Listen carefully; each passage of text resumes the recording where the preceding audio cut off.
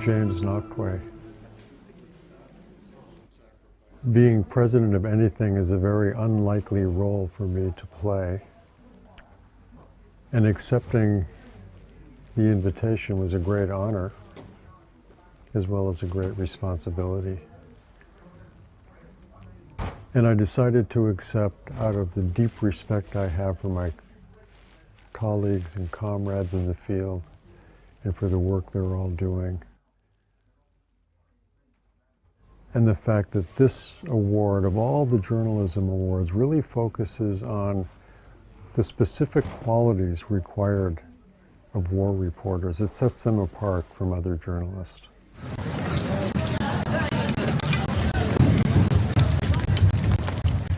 Photography is a visual language, and it has its own vocabulary and its own very specific formal qualities and formal limitations. So when using this language, I try and use it in a very elemental way.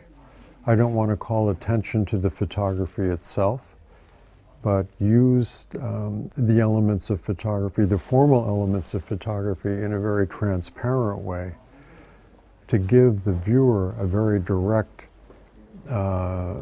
impression of what's happening to people in the pictures so that they can make a very direct human connection with them.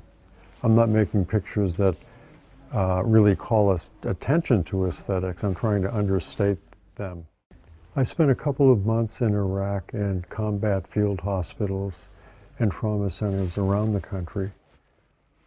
And what I witnessed was very intense and immediate chaos and carnage. Normally I'm trying to produce single images for publications, but I found that single images didn't convey that sense of my experience.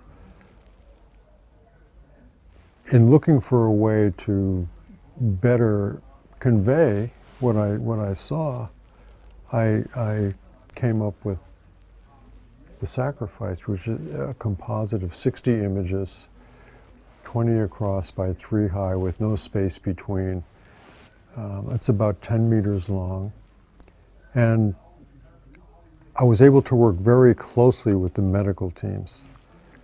I became almost part of the team itself and could move right inside with them. So I was putting the camera in a place that puts the viewer right in the midst of this very urgent action, which is all about saving lives.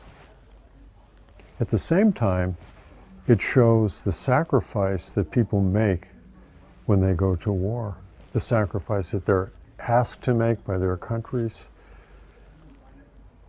And it also suggests in some ways the kind of ancient rituals of human sacrifice.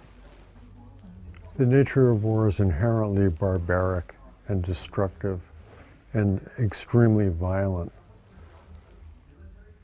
Any photograph that shows the true face of war is almost by definition an anti-war photograph, because who could possibly want this activity to continue? And I think it's a plea, a cry to find a better way to stop the violence.